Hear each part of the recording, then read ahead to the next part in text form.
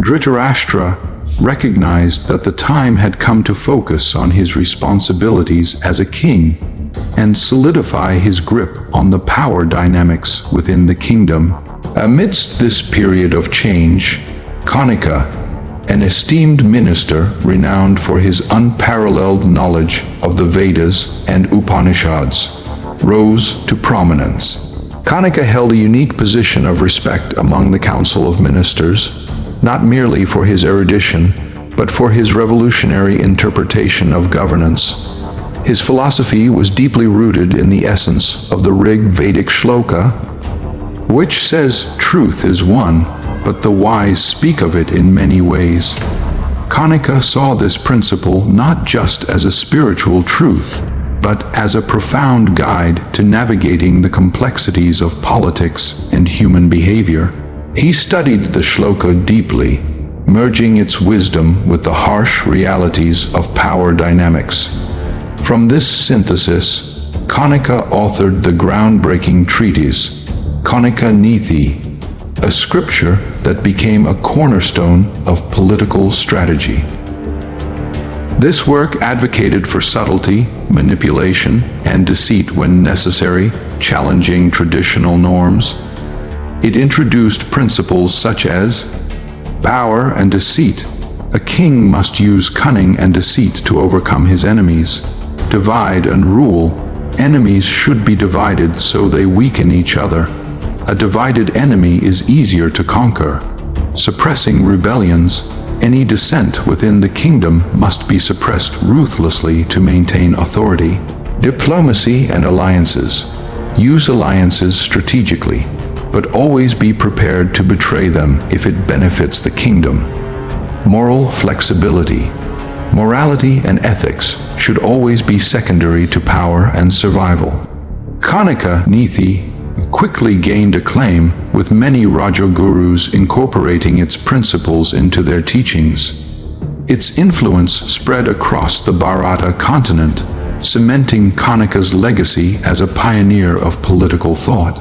Shakuni, ever watchful of the external world while manipulating the internal court, identified Kanika as a figure whose intellect and philosophy resonated with his own ambitions.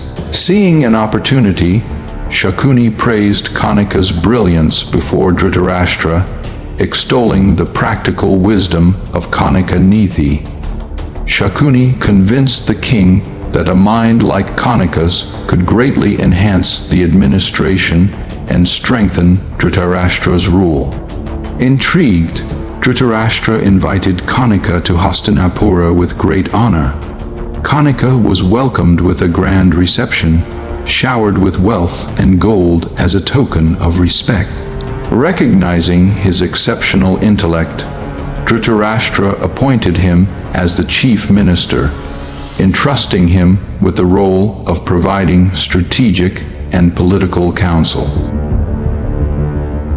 After Kanika's arrival to Hastinapura, Dhritarashtra's focus soon became occupied with various personal and familial matters like Gandhari's prolonged pregnancy, the eventual birth of 100 children, and the time he devoted to nurturing and bonding with them. Now, as Dhritarashtra shifted his attention to consolidating his authority and strengthening his position as king, the stage was set for Kanika to demonstrate his intelligence and strategic acumen. Kanika was given the role of providing strategic and political advice in Dhritarashtra's council. His advice, rooted in Kanika Neeti, guided the king in matters of diplomacy, warfare, and internal stability.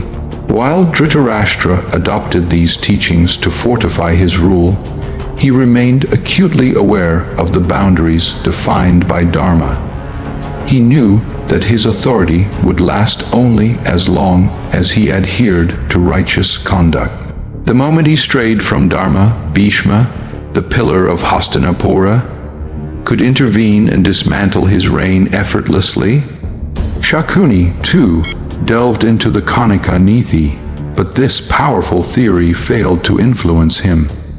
He found nothing within its principles that surpassed his own cunning and strategic brilliance.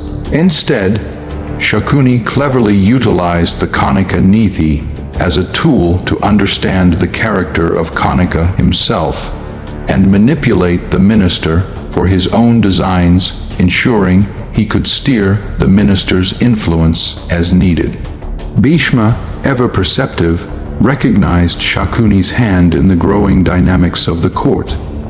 He saw how Shakuni leveraged Kanika to sow seeds of discord and subtly shift the balance of power. In a tactful yet pointed conversation with Shakuni, Bhishma hinted at his awareness of the latter's schemes. Shakuni clearly understood the unspoken warning, despite Bhishma's unparalleled power, recalling the legendary war against Parashurama, where his might was unmatched.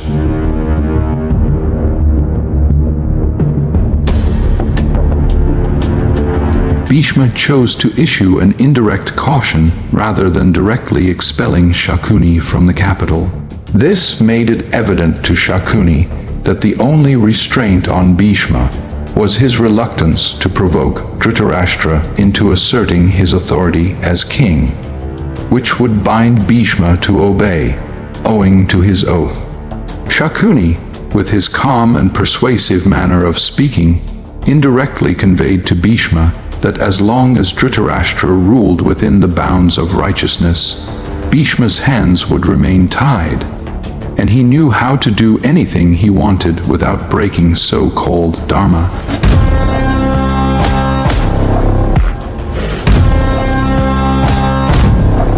Though aware of Bhishma's capacity for unmatched destruction, Shakuni knew that Bhishma could do little against him as long as he operated within the shadows of Dhritarashtra's authority, and Bhishma knew that Shakuni understood it. Bhishma kept a vigilant eye on the unfolding dynamics.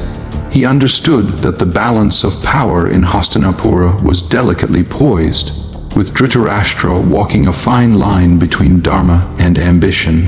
Though Bhishma refrained from direct intervention, his subtle warnings reminded Shakuni and Kanika that the guardian of Hastinapura was always watching, ready to act if the integrity of the kingdom was threatened.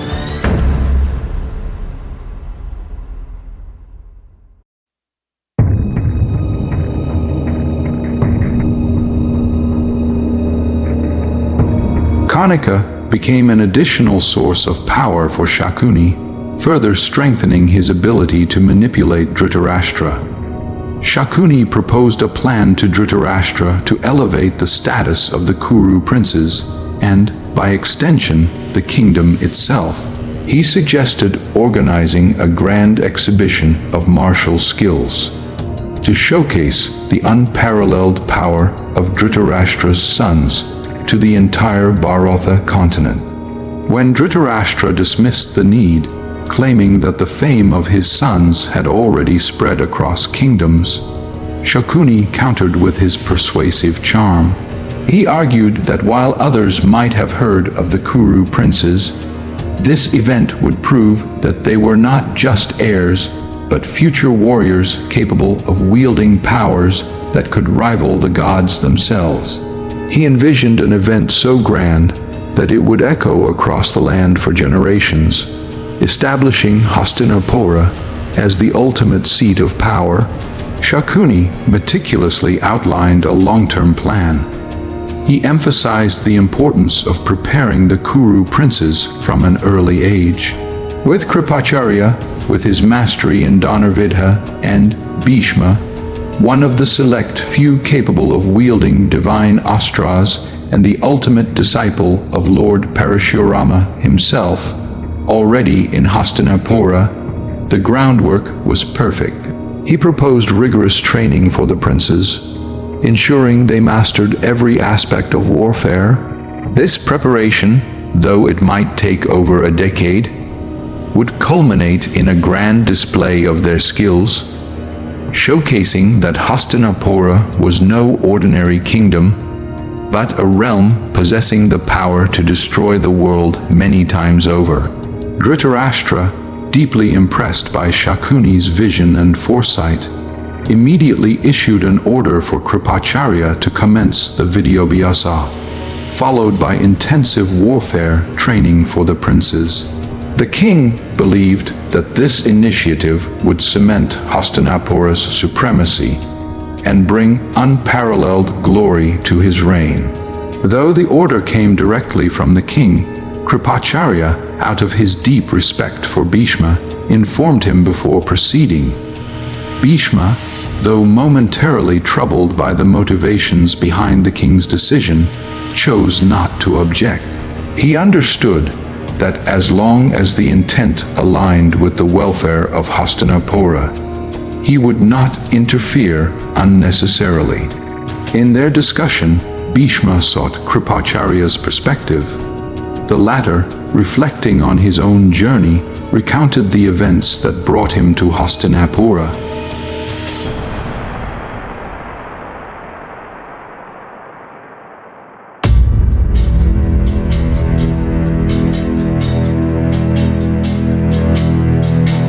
Kripacharya reflected in his mind on how his father, the great sage Sharadwantha, had been an unparalleled master of Dhanurveda.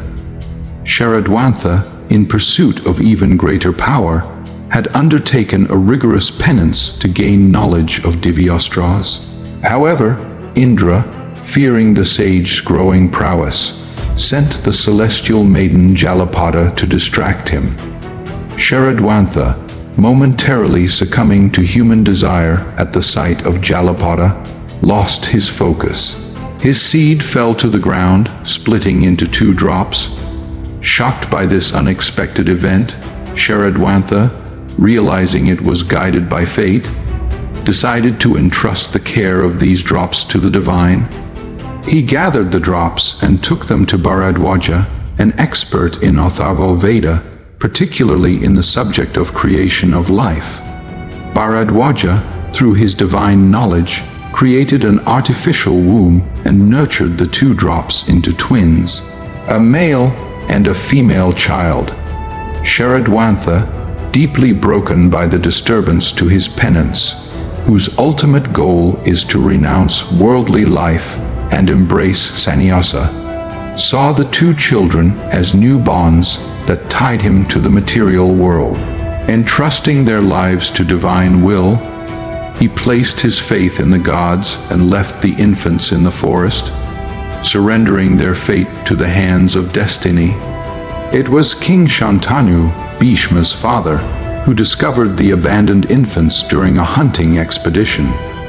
Moved by compassion, Shantanu brought the twins to the palace and ensured they were raised with care and dignity. Out of gratitude for the king's mercy, the children were named Krupa and Krupi. As they grew, Krupa developed a keen interest in Dhanurveda, dedicating himself to mastering every intricate detail of the art of warfare. Dhanurveda, the ancient and intricate science of warfare, encompassed every conceivable detail required to wield weapons with precision and mastery. It was a discipline that began with the fundamentals: how to hold a bow, tie the bowstring, and position the shoulder at the correct height for optimal force and accuracy. It detailed the placement of arrows, the method of drawing them swiftly, and the precise positioning needed to shoot effectively.